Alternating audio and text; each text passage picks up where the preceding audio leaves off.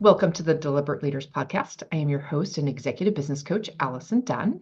Our topic today is how simplifying your marketing leads to business growth. Our guest is Caroline Crawford. She is the founder of Cultiveight, where she helps business leaders align marketing initiatives to achieve overarching business goals. Caroline, thank you so much for joining us here today. Thank you so much for having me, Allison. My pleasure. I love to kick these off with a deliberate conversation. What would be your number one leadership tip for our listeners today? I would say the number one tip is listen to your team and tune into them, really hear what they're saying, sometimes what they're not saying. I think that's even more important sometimes. And it doesn't have to be specifically related to for their task, what you're listening to, or, related to, it doesn't have to be so technical, but listening, when you tune into your team, you really understand beyond the task at hand and how you can lift them up more, how that you can help them do their job better. And also too, how can you embed other things that are going to be more helpful for your business overall and then therefore for you. Yeah, that's a fantastic tip. Thank you very much. Let's dive into marketing. Um, I work with a lot of businesses. Could you give us sort of like what does marketing actually look like? That is a loaded question, so I'll try to do this quickly. Marketing is a mixture of both inbound and outbound. And so what I mean by that, and that is a very technical marketing industry term that I actually usually hate using because it just seems like you have to know what each of them are, but they're actually very easy if you think about it. So outbound is when from the way I see it, is when your team from the inside is doing outbound marketing and doing outbound research to try to grab leads, for instance, or to try to grab those kind of touch points. And they're essentially being proactive in kind of how I view it. Inbound marketing is when you are doing all these other initiatives, these larger marketing initiatives that are working to bring in the leads, to bring in the touch points. So that way you can have things from all different angles. And the reason I brought up outbound versus inbound is because I felt it was a very simple way to break it down. But when you break down those even more, it's how are you communicating to your clients when they're reaching out to you and it's showing interest? How are you communicating to your clients when you're the one reaching out to them? What sort of brand experience are you developing? How are you delivering your message to attract those clients or customers? Again, it doesn't necessarily matter B2B or B2C. Um, and then you look at everything from I like to look at everything from all angles in the sense of what are we doing that is conveying our brand experience. So that's where social media comes into play, podcasts such as this one coming into play, email marketing, all these things. And it's how are you truly cultivating the relationship you want to have with your customers and the people you want in your sort of business orbit, if you will, and in conveying that through communications. Um, Fantastic. Is there a rule of thumb that you typically use for how much should be focused on outbound and how much should be focused on inbound? Think it depends on resources. I think if you are a service-based business and, outbound can go a longer way. And if you are, if you want to have more brand initiatives or really have invest a lot more in branding, then, other inbound can go a longer way. And I think there's a balance, but I think especially when you're first starting out, in service-based business roles, this is more effective, of course, but I think I think there you find that balance. I think the ideal is that you want your marketing to work for you. You want to be able to just it takes a lot of work to do that outreach. But I think if you look at marketing as a whole from a systemic view of how can we build and nurture relationships with the people we want within our company, That is where I think you tend to find that balance because you start attracting different types of people, right? It's like you starting a podcast. I want to attract people such as yourself, for instance, to come on, start these conversations, and then maybe it has a snowball effect to other things. And so I think it does depend on resources and what the goals are up front because the goals do matter, right? If you need to make a sale right away, starting a LinkedIn page is not going to get you that sale right away, right? That's just an example there. So teeing up the podcast, I said simplifying our marketing and still being able to grow. So talk to me about what you mean when you say that and how to effectively do that. Yeah, I think, marketing, like I said, and I hope I sort of simplified what marketing was in a certain way, but marketing can feel very complicated because there are so many ways to communicate. There are so many channels to work within. There's so many avenues to go down. And that's where I think people just start to kind of spread themselves thin. They go on every single social media platform. They try to cut corners wherever they can. And eventually it creates this very complex marketing system. And so my approach to marketing is how can we make it very simple?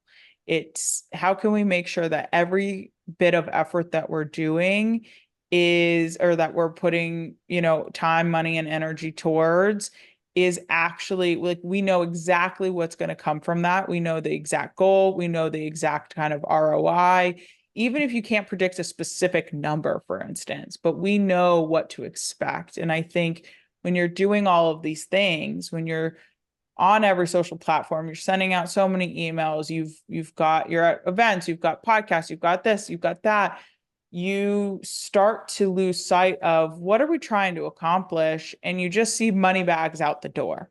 You just see money out, and it's hard to attribute money in, especially with marketing because there's so many touch points. So I think when it comes to simplifying, it's where can we be very intentional? If we can't be intentional, but there's a channel or something on our wish list that we really want to be doing. So, for example, we want to start a podcast, but we don't really think that we could do it in the way that it can really be beneficial to us. Or maybe our goals are saying that we actually need to really work on sales more. How can we lead up to the podcast? How can we make the podcast work for us in the sales process? How can, there starts to be all these questions where you can become a little bit more resourceful, I think. And then also just making sure that your time, money, and energy towards marketing is very clear, very easy to do given the resources you have in that moment. And you just start building on goals. And I think that's how you start scaling your marketing. Um, Carolyn, what pitfalls would you suggest that our listeners who may be either over marketing or influence marketing, what should they be? How do they avoid them? And what should they be looking for? I think the pitfalls are misconceptions around marketing and the expectations. I Okay. think that a lot of people, especially when it comes to working with other marketers, potentially outsource marketers, their marketing isn't really looked at from as, excuse me, marketing isn't really looked at from a systemic level across the board. It's actually a lot of the times it's siloed off. And so when that happens, what occurs is that you start investing in things that maybe you're not ready for. And so I think a lot of the pitfalls start to happen is that someone's investing in advertising, let's say. This isn't because advertising is a very easy one that people are like, well, let's cut corners, spend money on advertising because we can quote unquote get that ROI. Next thing you know, after a year, you spent $8,000 and you don't get one sale from it.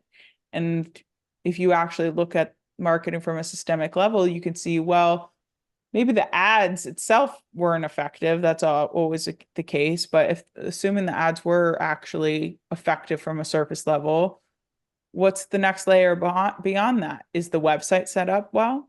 is the way we're conveying our brand on social media or on email, is that conveying appropriately so that when someone clicks on the ad, there's still that they can make that connection if they start to research us. There's all these different ways. And I think that is the biggest pitfall, is that people aren't looking at that and they're going to other marketers or agencies or hiring or whatever. It doesn't even matter who's doing it, to try to cut those corners, but they're missing, they have huge blind spots to critical components. So what do you cut that would then provide increased inbound leads and sales? So let's say we're going to cut some of our marketing that maybe is less intentional and thoughtful, but how do you actually make it what you are doing more effective?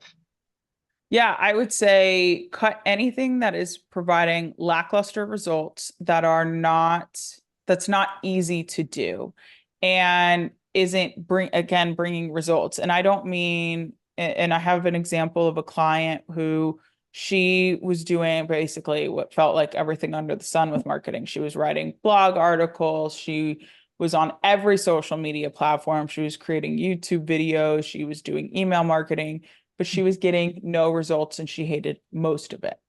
So I asked her, what do you like to do?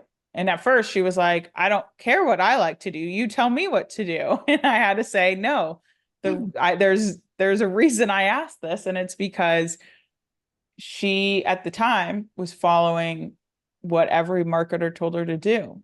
And when I asked her, what do you like to do? She's like, well, I really love the articles I write. Like I really take the time to do that. And so I say, okay, you stop everything else and you focus on the articles. And let's talk about how you can leverage the work you do for that articles to repurpose it for the platforms that are actually going to work and that feel natural for you to engage on. So for instance, Instagram. How can you turn that article into content for Instagram? The Mhm. emails are very effective. I never want anyone to cut email marketing, but if they can't keep up with it, there's no point. And so how can we do email marketing in a way that actually is going to work for you? And so I said, how can you repurpose that blog article into an email? And so you're basically putting more time, money, and effort into your art, into the one thing you actually love to do and Yeah. repurposing it. And then she cut all of her marketing efforts in at least by 50%. And within 1 month, she started seeing more engagement, more response from her emails and more followers on social media. And I think it's because when you put an effort into something and it's coming truly from what is your mission, your passion, what your brand is conveying. And again, everything with marketing is creating a brand experience. That is so critical. So when you focus on the things that, where are my customers? What's the message we're conveying? How are they going to interact? How do I want them to interact with the content we're putting out there? Those are just a few of the questions, but it all has to stem back from what can we do that we feel confident in, and how can we think smarter and not harder about it? I think that you and I align on the idea of consistency in marketing. So can we Mhm. talk about what that actually entails? Yes. Yeah. Okay.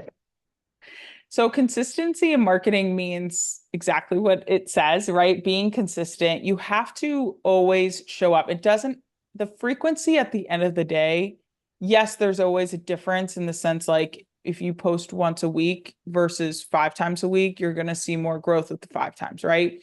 But consistency is really just the more consistent you are, the more you start to see your audience engaging with you more consistently because they know what to expect from you versus you post once every few months, you're out of sight, out of mind. But you post every week, it comes across, they start to see. And I think building a brand and marketing, it's about repetition. And that's where the consistency comes into play because you really have to keep building on that. You have to keep it's a snowball effect. The more you do it, the bigger it'll grow. And again, that's why, not to say that frequency is game changer, but it does matter. But that's because you're building on consistency. And so people are getting used to that. But I think that it's critical with marketing. You can't post once every few months and expect a sale, or you can't be private or offline for months and then have a launch and then expect that launch to be successful. You have to ramp up. Caroline, thank you for that. I just want to quickly share that Caroline, I will include in the show notes her download for a competitive marketing guide, which will guide you how to improve your competitive edge in marketing. Caroline, thank you so much for joining us here today. I appreciate you. Thank you so much for having me, Allison.